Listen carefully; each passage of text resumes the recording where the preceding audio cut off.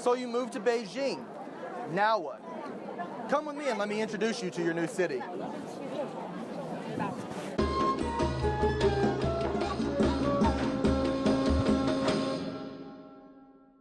The weather in Beijing varies greatly from spring, summer, winter, and fall. Spring and fall, we're very prone to sandstorms being blown in from the Gobi Desert.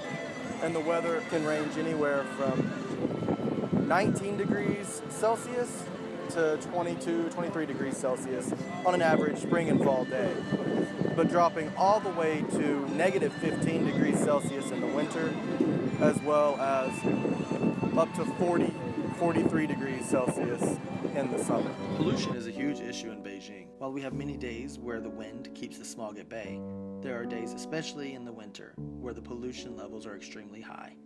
The winter of 2015 saw record-breaking pollution levels.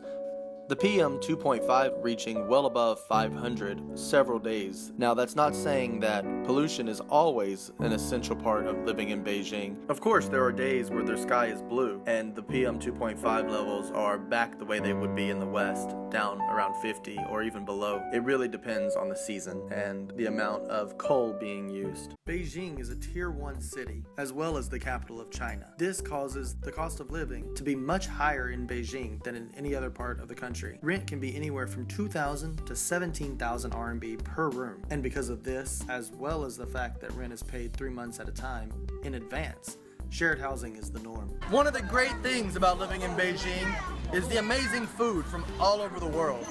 And of course you can't forget Peking duck.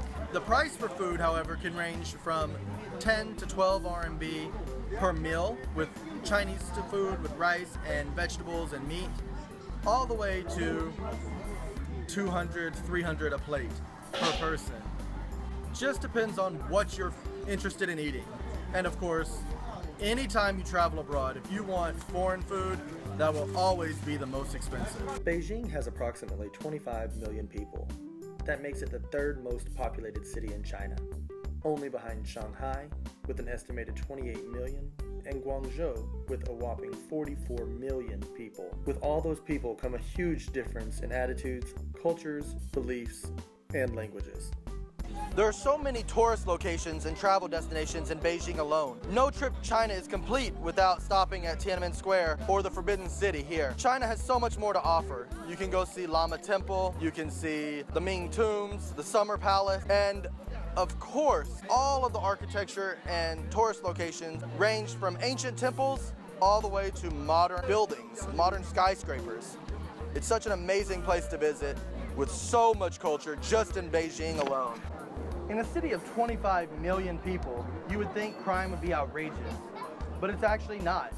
Other than the random pickpocketing now and then on public transportation or in crowded streets, you really only have to worry about scams, like the tea house scam or the broken vase scam. That's about the only type of crime that you will actually experience in Beijing.